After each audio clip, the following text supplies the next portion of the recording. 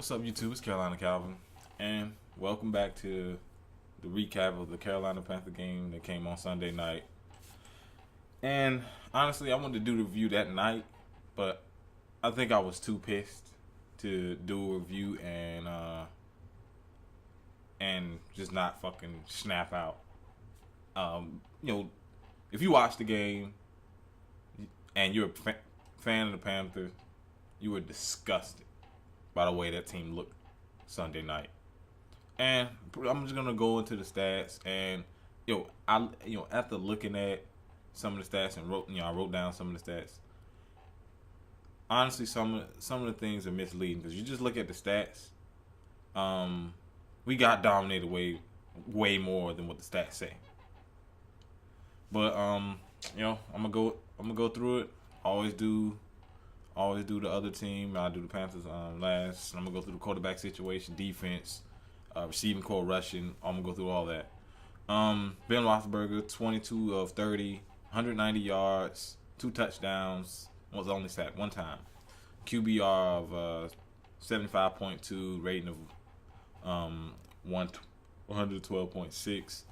So, he had a solid game. A lot of it was shorter passes, not really nothing deep. He had a couple deep passes. Most of it was short yardage. So, you can't say he really dominated, although they didn't get as much pressure as I thought they would have coming into this game. There were times where he was able to just sit back and look down the field. Team is really missing Greg Hardy as a pass rusher. Charles Johnson didn't do anything. Addison, when he was in there, he got the lone sack. So I think they should play him more, but they have not been able. This game they didn't get any pressure from majority of the game. Rushing attack, Le'Veon Bell, 21 carries, 147 yards. He had one run of 81 yards, which is pretty much over half of his total yardage. But even still, the offensive line for the Steelers did an excellent job of blocking. They were able to get to the second level. The guys up front defensively for Carolina did not look good against the run. LeGarrette Blount, 10 carries, 118 yards, and a touchdown. He picked up a lot of this near the end of the game, but essentially closed the game out for him. And that's a big reason why they got a guy like him. He can close games out for you. And in total, the Steelers had 34 carries, 264 yards, and a touchdown. That alone pisses me off. It's pissing me off right now just even looking at it. 34 carries, 264 yards. That's the most. I believe that's the most given up by any team this year. It's fucking pathetic. Receiving core for the Steelers: Antonio Brown, 10 receptions, 90 yards. Was targeted 10 times, caught all 10 of them. 2 touchdowns. They couldn't stop the guy. Whenever he threw him the ball, he caught it. Heath Miller, 4 receptions, 51 yards. Marcus Wheaton, 4 receptions, 35 yards. Le'Veon Bell, 2 receptions, 10 yards. And Brown, 2 receptions, 10 yards. The Steelers up front. The offensive line, in terms of protecting Ben Roethlisberger, did a great job. Like I said, only giving up 1 sack. Rushing, in terms of run blocking, amazing job. It was mainly like misdirections to the left side. They kept catching Carolina out of position, and that's how they able to break off that 81-yard run. That's how they able to break off that 50-yard run with LeGarrette Blount, because they caught Carolina out of position, and the offensive line wasn't able to get to the second level, forcing secondary players to make tackles, and it's more difficult for secondary players to tackle running backs, especially when guys are missing tackles.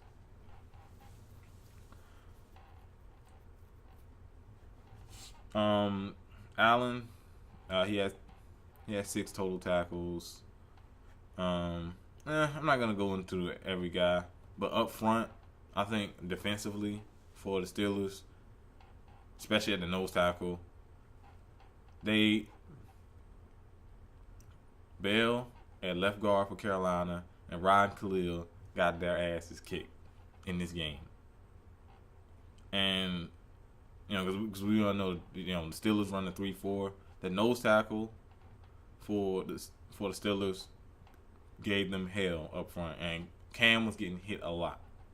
So I would say up front was probably what the Steelers, in terms defensively, what they did best. That line, it's only 3 guys, and they still caused a lot of hell. And Dick LeBeau's gonna blitz. When they brought the zone blitzes, they got pressure on Cam. He either got hit or it was an errant throw, or he got sacked.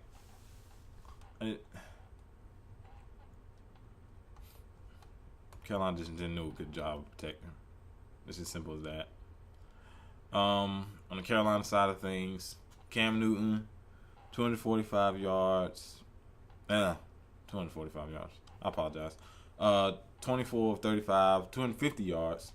1 touchdown, sacked 3 times, QBR 47, a rating of 98.5. The guy got hit a lot.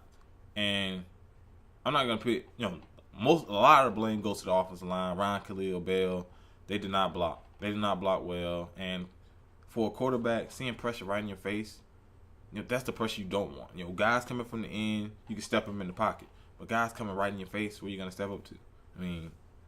So the guy got hit a lot. And, he's already dealing with injuries. And most of this game, he looked hurt. Most of this game, he looked hurt. Got up limping. He got hit, he got hit in the legs, which was a penalty. Got up limping. The guy was hurt. He seemed hurt throughout most of the game. Let's see. When he did have time to throw, there was some throws he missed. He missed some guys, and Cam has a knack for throwing the ball too high. Guys like Kelvin Benjamin, he can make those type of grabs, but Jason Avant, Jericho Cotchery, you throwing these high passes to these guys in traffic. Most of the time, they're probably not gonna come down with it. The one good thing, no picks. Also, Derek Anderson came in the game. He was 5 of 6, 80 yards and a touchdown. That was pretty much garbage time. The Panthers had more passing yards, but it was most of it was garbage time, such as the Derek Anderson. Derek Anderson, as I say, he threw for 80 yards. Most of that stuff was garbage time when the game was 37-13. It was already out of reach. Rushing attack. Disappointed with the rushing attack. I have been disappointed with it all year. I gave them excuses saying, at least they stayed committed to it. But enough is enough. It looked bad. Jonathan Stewart, 5 carries, 31 yards. 6.2 average. He got hurt. I believe the third quarter he got hurt in this game. Cam Newton carried 2 times for 7 yards. And Mike Tolbert, 3 carries, 4 yards. A total of 10 carries for 42 yards. They didn't run it enough, and they were throw happy, and then come out with the fact that the Steelers had the ball longer, which the defense was unable to get off the field for early on in the game. The defense kept it close, but later on in the game, Steelers started making plays. That running game was working, and the offense really couldn't be on the field that much. When they were on the field, Cam Newton was under pressure. Receiving, Kelvin Benjamin had a great game. 8 receptions, 115 yards, and a touchdown. I believe that touchdown was a garbage time touchdown. Also, Greg Olsen played well. 5 receptions, 69 yards, a touchdown. That touchdown came where it was, I believe the score was 23. Score was 23-6. And Greg Olsen scored that, made it 23-13. Who was getting back into the game. But this actually leads me to the next guy, Philly Brown, 7 receptions, 66 yards. Sound decent, right? After the Greg Olsen score, after the Greg Olsen score, we got a 3-and-out. Punt, Steelers punted the ball. Philly Brown is the return man. He muffs the punt. Tries to pick it up and run. Instead of falling on it, tries to pick it up and run. Gets tackled, fumbles in the end zone, and nobody from Carolina can recover it. Steelers recover it. Complete momentum killer. It was only down 10. Steelers get a touchdown, making it 30 to 13. And pretty much put us out of reach of the game because this is in the fourth quarter. So I say Philly Brown had a good game receiving, but the muff punt, inexcusable. Just fall on the ball, dude. Don't try to be a hero. Burson, 1 reception, 29 yards. Mike Tolbert, 3 receptions, 20 yards. Jonathan Stewart, 3 receptions, 19 yards. Jason Avant, 2 receptions, 12 yards. Of course, he has the Philly Brown fumble. The guy fumbled. He fumbled twice in that same possession. Cam Newton had a fumble, so that's 2 turnovers. One of them was recovered, and that was actually the Philly Brown one didn't even matter because he muffed the punt, which counted as a fumble. He picked that up, fumbled again, which is the one he lost. So he lost. We had we turned the ball over twice from fumbles. No, like I said, no INTs, but that's the difference in the game. That play was a momentum killer. Turnovers can always hurt you against teams that can capitalize, and Steelers did. I think Luke Kuechly had a pretty good game. Not as great against the run, but I think he had a good game. Antoine Cason got shredded. Antonio Brown was shredding him. Let's see, up front 4, Addison, he did get the lone sack. He did get some pressure, but pretty much the rest of those guys up front didn't do shit. The defensive tackles, K'Wan Short, Star Lotulelei, didn't do anything. The Steelers did a good job against them blocking, and the Steelers were able to break some big runs. Thomas Davis, nope.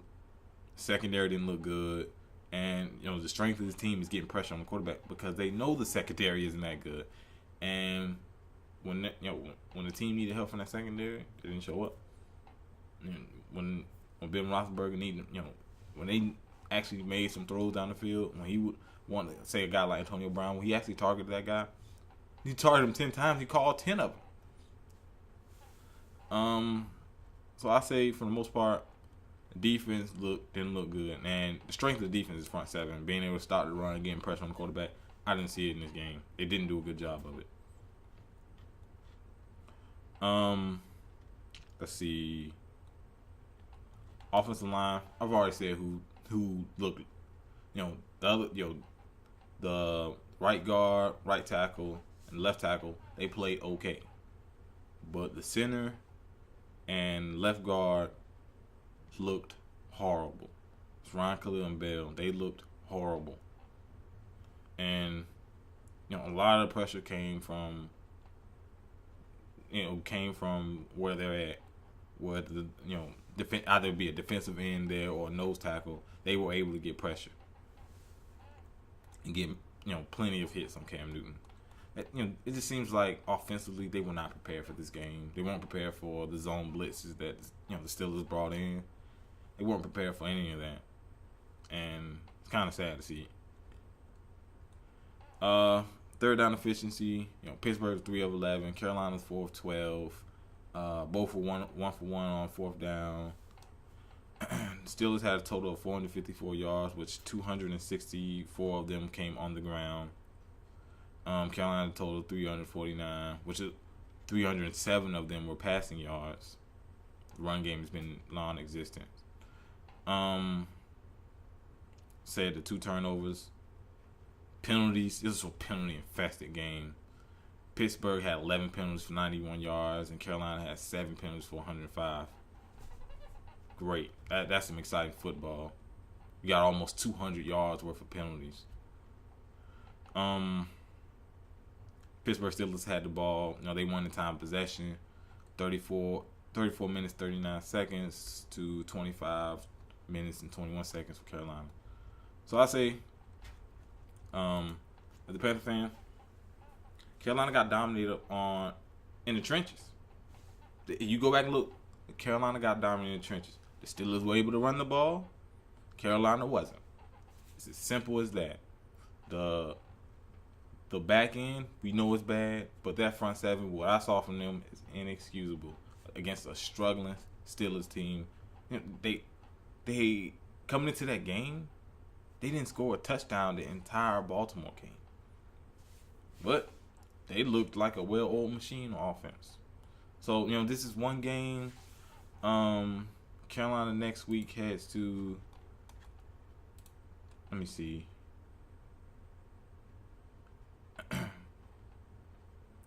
Carolina next week heads to Baltimore to play the Ravens.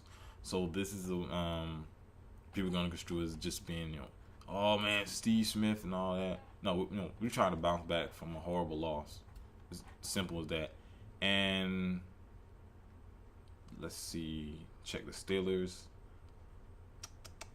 Steelers head to, Tampa Bay heads to Pittsburgh to play the Steelers. Great.